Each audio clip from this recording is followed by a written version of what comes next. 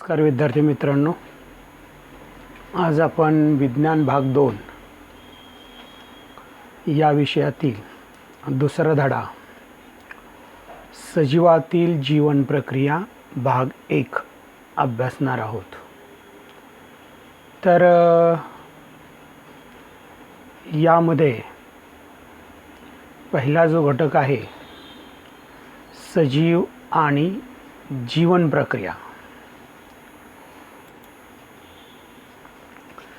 तर सजीवांमधील जीवन प्रक्रिया. तर या ज्या काही जीवन प्रक्रिया आहेत या इथं मी दाखवतो बघ कर्सरच्या साहाय्याने.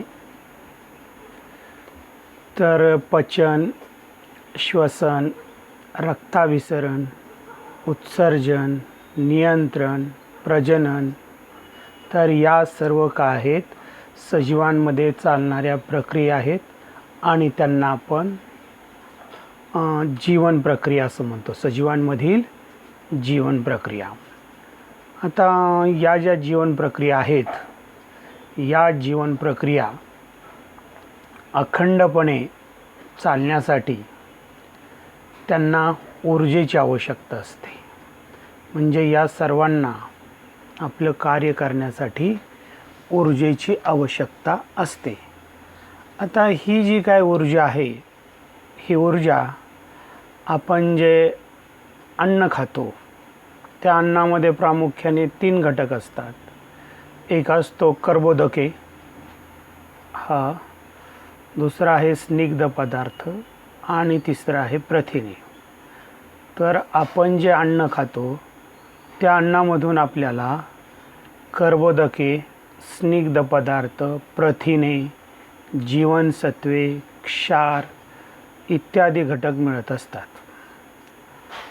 तर हे ऊर्जेचे मुख्य स्रोत आहेत. म्हणजे कर्बोदक, स्निग्ध पदार्थ आणि प्रथिने हे जे काही अन्नपदार्थ आहेत हे आपल्या ऊर्जेचे मुख्य स्रोत आहेत. आणि हे जे काही स्रोत आहेत हे स्रोत पेशीमध्ये असलेली जी काही तंतुकणिका आहे या तंतुकणिका याच्या मदतीनं ऊर्जा मिळवली जाते. पहा बरोबर. तुम्हाला एक उदाहरण देतो. पहा, एखादी मोटरसायकल असते बरोबर. तर मोटरसायकलमध्ये आपण जे काही इंधन आहे त्याचं पेट्रोल ते तिच्या टाकीमध्ये टाकतो, पण त्या ठिकाणी काही ऊर्जा निर्माण होत नाही. तर ऊर्जा निर्माण होण्यासाठी ते पेट्रोल इंजिनमध्ये जावं लागतं आणि इंजिनच्या साहाय्याने त्या ठिकाणी ऊर्जा निर्माण करून ती मोटरसायकल जी आहे तिला गती दिली जाते. अगदी त्याचप्रमाणे हे जे काही कर्बोदके, स्निग्ध पदार्थ, प्रथिने हे अन्नपदार्थ आहेत. या अन्नपदार्थाचं सुरुवातीला पचन होतं, म्हणजे त्याचं ग्लुकोजमध्ये रूपांतर होतं आणि त्यानंतर ते पचलेलं अन्न रक्तात शोषलं जातं आणि प्रत्येक पेशीमध्ये काय केलं जातं, पोचवलं जातं. तर त्या पेशीमध्ये जी काय पेशीचं एक अंगक आहे तंतुकणिका, त्या तंतुकणिकेमध्ये ते अन्न गेल्यानंतर त्या ठिकाणी त्याचं काय केलं जातं, ऑक्सिडीकरण केलं जातं आणि तिथं ऊर्जा मिळवली जाते. तर सजीवातील प्रक्रिया मी सांगितली, जीवन प्रक्रिया: पचन, श्वसन, रक्ताभिसरण, उत्सर्जन, नियंत्रण, प्रजनन, या सर्व काय आहेत सजीवांमधील प्रक्रिया आहेत. आणि या प्रक्रिया अखंडपणे घडून येण्यासाठी किंवा प्रक्रिया घडून येण्यासाठी त्यांना अखंडपणे ऊर्जेची आवश्यकता असते. आणि ही जी ऊर्जा आहे ही ऊर्जा आपण अन्नामार्फत घेतो. म्हणजे जेवण करतो, अन्न खातो आणि त्या अन्नामधून आपल्याला ऊर्जा मिळते आणि या ऊर्जेचा वापर करून शरीर त्याच्या अंतर्गत भागामध्ये ज्या काही प्रक्रिया चालत असतात त्या प्रक्रिया चालवण्यासाठी या ऊर्जेचा उपयोग केला जातो. आता फक्त अन्न घटकच लागतात असं नाही, तर त्यासाठी ऑक्सिजनची पण आवश्यकता असते, लक्षात ठेवायचं. कारण ऑक्सिजन शिवाय त्या अन्नाचं ऑक्सिडीकरण होऊ शकत नाही आणि ऑक्सिडीकरण झाल्याशिवाय ऊर्जा निर्माण होऊ शकत नाही. तर कर्बोदकांमधून आपल्याला 4 किलो कॅलरी इतकी ऊर्जा मिळते. परीक्षेमध्ये प्रश्न विचारला जातो, कर्बोदकांमधून आपल्याला टिंब कॅलरी ऊर्जा मिळते. तर त्याचं उत्तर आहे 4 किलो कॅलरी एवढी ऊर्जा आपल्याला कर्बोदकांमधून मिळते. आता ही जी ऊर्जा आहे, आपल्या शरीरामध्ये ऊर्जा निर्माण करायची आहे, बरोबर. आता ही जर ऊर्जा निर्माण करायची असेल तर त्यासाठी श्वसनाची आवश्यकता असते. म्हणजे ही जी काय पहिली प्रक्रिया आहे, जीवन प्रक्रिया, श्वसन, ही कशासाठी आवश्यक आहे? तर आपल्या शरीरामध्ये ऊर्जा निर्माण करण्यासाठी श्वसनाची आवश्यकता असते. तर सजीवांमध्ये श्वसन हे 2 स्तरावरती होतं. एक पहिलं जे श्वसन आहे ते शरीर स्तरावर होतं आणि दुसरं जे श्वसन आहे ते पेशी स्तरावरती होतं.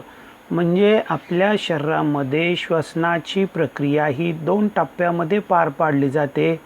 पहिला जो टप्पा आहे तो आहे शरीर स्तर आणि दुसरा जो टप्पा आहे तो आहे पेशी स्तर. अशा 2 स्तरावरती श्वसनाची प्रक्रिया पार पाडली जाते.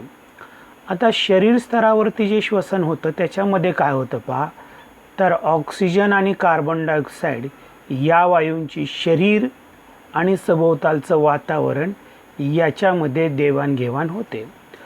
तर शरीर स्तरावर जे श्वसन होतं त्याच्यामध्ये काय होतं, तर ऑक्सिजन वायू शरीराच्या आतमध्ये घेतला जातो आणि कार्बन डायऑक्साईड वायू शरीराच्या बाहेर टाकला जातो. म्हणजे सभोवतालचं जे काही वातावरण आहे या वातावरणामधून ऑक्सिजन शरीराच्या आतमध्ये घेतला जातो आणि कार्बन डायऑक्साईड हा वातावरणामध्ये सोडला जातो. म्हणजे शरीर स्तरावर होणाऱ्या श्वसनामध्ये ऑक्सिजन आणि कार्बन डायऑक्साईड या वायूंची शरीर आणि सभोवतालचं वातावरण यामध्ये देवाणघेवाण होते. देतं कोण, तर शरीर देतं. कोणता वायू देतं? Carbon dioxide. घेवाण कशाची होते? ऑक्सिजनची होते. कुठून होते? वातावरणामधून. आणि हे कोणत्या स्तरावरती होतं? तर शरीर स्तरावरती होतं.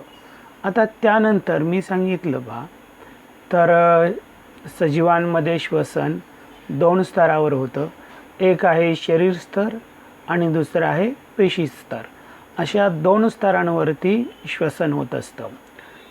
आता दुसरा जो स्तर आहे तो आहे पेशी स्तर. तर त्याच्यामध्ये काय होतं, तर अन्नपदार्थाचे ऑक्सिजनच्या मदतीने अथवा त्याच्या विना ऑक्सिडीकरण केलं जातं. म्हणजे आपण जे अन्न खातो हे अन्न खाल्ल्यानंतर जठरामध्ये जातं. त्यानंतर त्याच्यावरती वेगवेगळ्या प्रक्रिया होतात. त्यानंतर ते लहान आतड्यामध्ये येतं. त्या ठिकाणी अन्नाचं पचन होतं आणि लहान आतड्यामध्ये अन्नाचं पचन झाल्यानंतर हे पचलेलं अन्न रक्तामध्ये शोषलं जातं आणि रक्त ते घेऊन पेशीच्या तंतुकणिकेमध्ये जातं आणि त्या ठिकाणी ऑक्सिजन पण आणला जातो आणि त्याच्या मदतीनं किंवा त्याच्याशिवाय त्या पचलेल्या अन्नाचं ऑक्सिडीकरण केलं जातं. आता सजीवांमध्ये पेशी स्तरावरती होणाऱ्या श्वसनाचे 2 प्रकार आहेत. तर ते 2 प्रकार कोणते आहेत?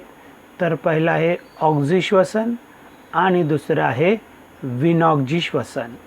ऑक्झी श्वसन हा शब्द 2 शब्दांपासून तयार झालेला आहे, ऑक्सिजन आणि श्वसन. तर ज्या श्वसनामध्ये ऑक्सिजनचा उपयोग केला जातो त्याला म्हणायचं ऑक्झी श्वसन, इथं पहा. आणि ज्या श्वसनामध्ये ऑक्सिजनचा वापर होत नाही त्याला म्हणायचं विनॉक्झी श्वसन. तर पेशी स्तरावर होणारं श्वसन 2 प्रकारचं असतं. तर एक ऑक्झी श्वसन ज्यामध्ये ऑक्सिजनचा समावेश असतो आणि दुसरं आहे विनॉक्झी श्वसन ज्यामध्ये ऑक्सिजनचा समावेश नसतो किंवा ऑक्सिजन शिवाय जे श्वसन होतं त्याला म्हणायचं विनॉक्झी श्वसन आणि ऑक्सिजनच्या साहाय्याने जे श्वसन होतं त्याला म्हणायचं ऑक्झी श्वसन. आता आपण ही काय पाहतोय, जीवन प्रक्रिया पाहतोय बा. पहिली श्वसन. आता या श्वसनामध्ये नेमकं श्वसन आपण कशासाठी करतो? बरोबर, श्वसन आपण करतो. या श्वसनाचा शरीराला नेमका काय फायदा होतो किंवा श्वसनामध्ये नेमक्या कोणत्या प्रक्रिया होतात? तर श्वसनापासून आपल्याला ऊर्जा मिळते. तर पहिली जी प्रक्रिया आहे श्वसन, ही आपल्यासाठी अत्यंत आवश्यक आणि महत्त्वाची आहे. कारण या प्रक्रियेमधूनच आपल्याला लागणारी जी काय ऊर्जा आहे ती मिळत असते आणि त्या ऊर्जेचा वापर करून सगळ्या जीवन प्रक्रिया चालतात. आपण बोलतो, पाहतो, खेळतो. कोणत्याही कृती करण्यासाठी आपल्याला ऊर्जेची आवश्यकता असते आणि ही ऊर्जा निर्माण करण्याचं काम कोणत्या प्रक्रियेतून होतं? तर ऊर्जा निर्माण करण्याचं काम श्वसन या प्रक्रियेतून होतं. आता अन्न खाल्लं की लगेच त्यापासून काय ऊर्जा निर्माण होत नाही पहा. जसं की गाडीच्या टाकीमध्ये पेट्रोल टाकलं की लगेच चाक पळायला लागतं, असं होत नाही ना. अगदी त्याचप्रमाणे आपलं शरीरसुद्धा काय एक मशीन आहे. अन्न खाल्लं की लगेच त्यापासून ऊर्जा निर्माण होत नाही. तर इथं दिलेले पहा, ग्लुकोज विघटनाचे 3 टप्पे. म्हणजे ग्लुकोज म्हणजे काय? जे आपण अन्न खातो, काही खातो अन्न, आणि ते खाल्ल्यानंतर जे अन्न पचतं, त्या पचलेल्या अन्नाला म्हणायचं ग्लुकोज. बरोबर. आणि त्या पचलेल्या अन्नापासून म्हणजे ग्लुकोजपासून काय होणार आहे? ऊर्जा निर्माण होणार आहे. तर ही काय ऊर्जा लगेच निर्माण होत नाही. यामध्ये त्याच्या विघटनाचे 3 टप्पे आहेत. ग्लुकोजचं विघटन होतं. किती टप्प्यामध्ये होतं? 3 टप्प्यामध्ये होतं. आणि त्यापासून ऊर्जा निर्माण होते. तर पहिला जो टप्पा आहे तो आहे ग्लुकोज विघटन. त्याला इंग्लिशमध्ये काय म्हणतात? ग्लायकॉलिसिस असं म्हणतात. तर पेशीद्रव्यामध्ये ही प्रक्रिया घडून येते. आता हे जे काय ऊर्जा निर्माण होते ना, ही सगळी ऊर्जा कुठं निर्माण होते? आपल्या पेशींमध्ये निर्माण होते. आपलं शरीरच कशापासून तयार झालेलं आहे? पेशींपासून. असंख्य पेशी एकत्र येऊन त्यापासून काय झालेलं आहे? आपलं काय झालेलं आहे? शरीर तयार झालेलं आहे.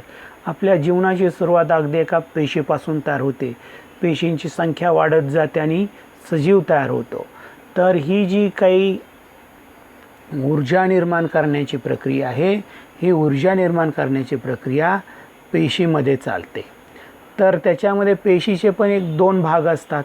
एक असतं पेशीद्रव, ज्यामध्ये सगळी पेशी अंगकं विखुरलेली असतात, आणि दुसरे मग तंतुकणिका असेल, केंद्रक असेल, लायझोसोम्स असेल, रायबोसोम्स असेल, ही सगळी. तर पेशीद्रव्यात घडणाऱ्या या प्रक्रियेमध्ये ग्लुकोजच्या एका रेणूचे टप्प्याटप्प्याने विघटन होऊन जे काय होतं? तर पेशीद्रव्यात आता हे जे पचलेलं अन्न आहे, ज्याला आपण म्हणतो ग्लुकोज, आपण खातो, हे साधं पचलं की ते होतं ग्लुकोज तयार.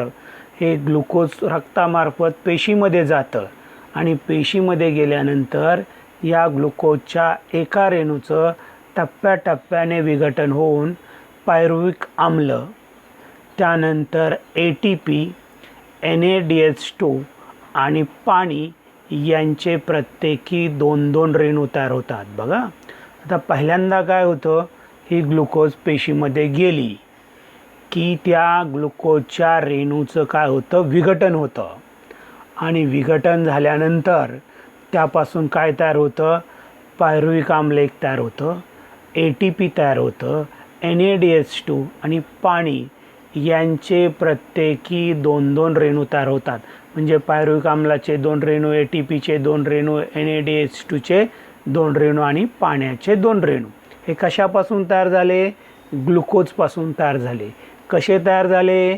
तर ग्लुकोजचं काय झालं?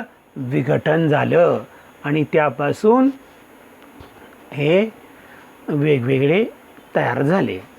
आता या विघटनाचं उदाहरण म्हणजे समजा एक वस्तू आहे, जसं की आरसा आहे. आरसा पडला आणि फुटला, तर आरशाचे असंख्य वेगवेगळे आकाराचे तुकडे तयार झाले, तर ते आपण म्हणतो त्याला आरशाचं काय झालं? विघटन झालं. अगदी त्याचप्रमाणे ग्लुकोजचा एक रेणू असतो आणि त्याचं विघटन होतं आणि त्यापासून पायरुव्हिक आम्ल, ATP, NADH2 आणि पाणी यांचे प्रत्येकी 2-2 रेणू तयार होतात. आता या प्रक्रियेत तयार झालेले पायरुव्हिक आम्लाचे रेणू ॲसिटिल कोएन्झाइम ए या रेणूमध्ये रूपांतरित केले जातात. बघा आता लगेच काय ऊर्जा निर्माण होत नाही. जसं की आपल्याला जेवण करायची पोळी लगेच तयार होती का? नाही होत. तर सुरुवातीला काय करावं लागतं? शेतकरी काय करतो, तो जो काही गहू आहे शेतामध्ये त्याची पेरणी करतो, त्याला वाढवतो, परिपक्व झाला की काढणी करतो, त्यानंतर त्याची मळणी करतो, त्यानंतर ते धान्य आपण घरी आणतो. घरी आणल्यानंतर त्यामध्ये त्याची निवडणी केली जाते. त्यानंतर ते गिरणीमध्ये नेऊन त्याचं पीठ तयार केलं जातं. पिठात पाणी ओतून कणिक तयार केली जाते. त्यानंतर त्या कणकेला मळून त्यानंतर त्याला योग्य आकार देऊन त्यापासून पोळी तयार केली जाते. अगदी त्याचप्रमाणे पहा, हे अन्न आहे, अन्नाचं रूपांतर ग्लुकोजमध्ये, ग्लुकोजचं रूपांतर पायरुव्हिक आम्ल ATP NADH2 पाणी यांच्यामध्ये. त्यानंतर पायरुव्हिक आम्लाचं पुढं रूपांतर कशात होतं? ॲसिटिल कोएन्झाइम एमध्ये होतं. आणि त्यानंतर या प्रक्रियेवेळी कार्बन डायऑक्साईडचे 2 रेणू आणि NADH2चे 2 रेणू तयार होतात. पहा आता या प्रक्रियेमध्ये काय होतं पुन्हा पहा, तर कार्बन डायऑक्साईडचे 2 रेणू आणि NADH2चे 2 रेणू तयार होतात. हा झाला पहिला टप्पा. ग्लुकोजचं काय होतं? विघटन होतं. त्यानंतर आता इथं तयार काय झालं पहा, ग्लुकोजपासून पायरुव्हिक आम्ल तयार झालं, पायरुव्हिक आम्लापासून ॲसिटिल कोएन्झाइम तयार झालं. आता हे ॲसिटिल कोएन्झाइम जे आहे हे तंतुकणिकेत जातं. पेशीचं जे अंगक आहे तंतुकणिका, त्याच्यामध्ये ॲसिटिल कोएन्झाइम हे याचा रेणू जातो आणि तिथं त्याच्यावरती ट्रायकार्बोझिलिक आम्ल चक्र ही जी काय अभिक्रिया आहे ती राबवली जाते. याला नाव काय? याला क्रेब्स सायकल असंही म्हणतात, कारण हे क्रेब्स नावाच्या शास्त्रज्ञांनी शोधून काढलेलं आहे. म्हणून त्याच्या स्मरणार्थ या चक्राला क्रेब्स चक्र किंवा ट्रायकार्बोझिलिक आम्ल चक्र असंही म्हटलं जातं. आता हे ॲसिटिल कोएन्झाइमचा हा जो काय रेणू आहे हा तंतुकणिकेत गेल्यानंतर त्या ठिकाणी त्याच्यावरती एक क्रेब्स सायकल नावाची प्रक्रिया, चक्रीय म्हणजे गोलाकार, राबवली जाते. आणि त्या ठिकाणी हा जो काय ॲसिटिल कोएन्झाइम ए हा जो रेणू आहे याच्या रेणूतील ॲसिटिलचे पूर्णपणे ऑक्सिडीकरण केले जाते आणि त्याद्वारे बघा आता सुरुवातीला काय झालं, ग्लुकोजचं रूपांतर कशामध्ये झालं? पायरुव्हिक आम्लात. पायरुव्हिक आम्लाचं रूपांतर ॲसिटिल कोएन्झाइममध्ये झालं आणि ॲसिटिल कोएन्झाइमचं रूपांतर कशामध्ये होतं नंतर? CO2 H2O NADH2 FADH2 आणि ATPमध्ये याचं रूपांतर केलं जातं. म्हणजे हे रेणू मिळतात केव्हा? जेव्हा ॲसिटिल कोएन्झाइम ए हा जो आहे तंतुकणिकेमध्ये जातो त्यावेळेस त्याच्यावरती ट्रायकार्बोझिलिक आम्ल चक्र किंवा त्यालाच क्रेब्स सायकल असेही म्हणतात, याची चक्रीय प्रक्रिया राबवली जाते त्याच्यावरती. आणि त्या प्रक्रियेद्वारे काय होतं मग? ॲसिटिल कोएन्झाइम एचा रेणू जो आहे त्याचे रूपांतर कशामध्ये केलं जातं? कार्बन डायऑक्साईड, पाणी, NADH2 FADH2 आणि ATPच्या रेणूंमध्ये त्याचं रूपांतर केलं जातं. इथं 2 टप्पे पाहिले पहा, सुरुवातीचा ग्लुकोज विघटन आणि त्यानंतर ट्रायकार्बोझिलिक आम्ल चक्र. त्यानंतर तिसरा जो आहे तो इलेक्ट्रॉन वहन साखळी. तर इलेक्ट्रॉन वहन साखळी म्हणजे याच्या नावातच आहे, या ठिकाणी इलेक्ट्रॉनचं वहन केलं जातं प्रत्येक ठिकाणी. आणि इलेक्ट्रॉनचं वहन कशासाठी केलं जातं? तर ऊर्जा निर्माण करण्यासाठी केलं जातं. आणि यावेळेस काय होतं पहा, ही अभिक्रियासुद्धा तंतुकणिकेमध्ये राबवली जाते. ETC इलेक्ट्रॉन ट्रान्सफर सायकल असं याला म्हटलं जातं, म्हणजे इलेक्ट्रॉन वहन साखळी किंवा याला चक्र म्हणायचं. तर याच्यामध्ये काय होतं, तर इलेक्ट्रॉन असे वाहत नेले जातात. आणि ज्यावेळेस इलेक्ट्रॉन वाहत असतो त्यावेळेस NADH2 FADH2 यासारखे रेणू तयार होत असतात आणि पुढं या रेणूंपासून काय होत असतं? तर ATPचे रेणू मिळत असतात. ATP जी ऊर्जा निर्माण होते ना, अशी डायरेक्टली ऊर्जा निर्माण होत नाही, तर ती ऊर्जा ATP ॲडेनोसिन ट्रायफॉस्फेट हा जो काय ऊर्जा संपन्न रेणू आहे, ऊर्जा संपन्न संयुग आहे, याच्यामध्ये ही ऊर्जा साठवली जाते. तर काय होतं पहा, इलेक्ट्रॉनचं वहन होत असताना त्या ठिकाणी NADH2 आणि FADH2 यांच्यापासून NADH2 याच्यापासून 3 ATP मिळतात आणि FADH2 पासून 2 ATPचे रेणू मिळतात. ATP म्हणजे ऊर्जा निर्माण होते पहा. इथं काय होते, ऊर्जा निर्माण होते. आपण खाल्लेलं जे अन्न आहे त्या अन्नाचं रूपांतर ऊर्जेमध्ये होतं, म्हणजे ATP मध्ये होतं.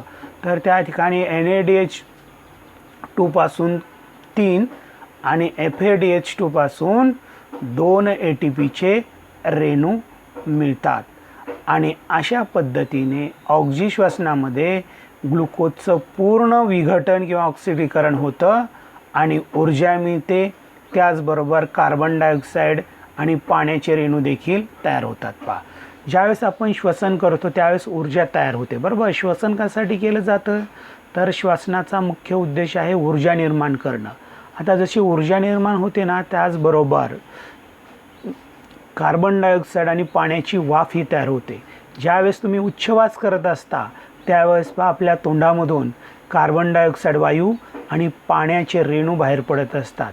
थंडीच्या दिवसामध्ये जर तुम्ही कधी प्रवास करत असाल, हेल्मेट घातलं असेल, तर त्याच्या समोरच्या काचेवरती तुम्हाला पाण्याचे रेणू जमा झालेले दिसतील. हे पाणी कुठून येतं, तर ऊर्जा निर्माण होते त्यावेळेस कार्बन डायऑक्साईड पण तयार होतो आणि पाणी पण तयार होतं.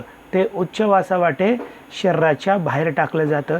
तर अशा प्रकारे श्वसनाची प्रक्रिया पूर्ण होते आणि श्वसनामध्ये काय होतं, तर ऊर्जा निर्माण होते. आता इथं ग्लुकोजच्या विघटनाचे 3 टप्पे. त्यामध्ये पहिला जो टप्पा होता तर तो होता ग्लुकोज विघटन. त्यानंतर दुसरा जो टप्पा होता त्याच्यामध्ये आपण अभ्यासलेला तो होता ट्रायकार्बोझिलिक आम्ल चक्र. आणि तिसरा जो टप्पा आहे इलेक्ट्रॉन वहन साखळी. तर या 3 टप्प्यामध्ये ग्लुकोजचं पूर्ण विघटन होतं, ऊर्जा निर्माण होते, त्याचप्रमाणे कार्बन डायऑक्साईड तयार होतो, त्याचप्रमाणे पाणी पण तयार होतं. उच्छवासावाटे कार्बन डायऑक्साईड आणि पाणी शरीराच्या बाहेर टाकलं जातं आणि तयार झालेली जी काय ऊर्जा आहे त्या ऊर्जेचा वापर शरीर वेगवेगळ्या प्रक्रिया करण्यासाठी वापरतं. आता इथे चित्र दिलेलं आहे पहा, इलेक्ट्रॉनचं वहन कसं होतं. आता हे ATP विषयी आपण माहिती पाहतोय पहा. ॲडेनोसिन ट्रायफॉस्फेट. A म्हणजे ॲडिनोसिन, T म्हणजे ट्राय आणि P म्हणजे फॉस्फेट. हे ऊर्जेने संपृक्त असा रेणू आहे पहा.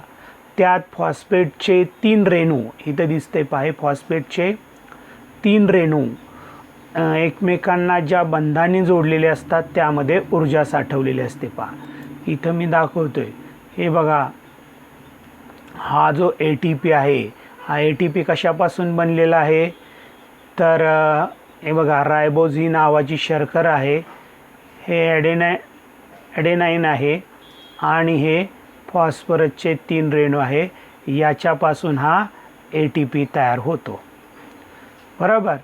आता ज्यावेळेस आपण काही जेवण करत नाही पहा, तर किंवा काही उपासमार असते, उपवास असतो, अशा परिस्थितीमध्ये शरीरामध्ये जर कर्बोदकांचा साठा कमी असेल, म्हणजे आपला मुख्य ऊर्जेचा स्रोत, आपल्याला जी ऊर्जा मिळते ती 80% ऊर्जा ही आपण खाल्लेल्या कर्बोदकांपासून मिळत असते, बरोबर.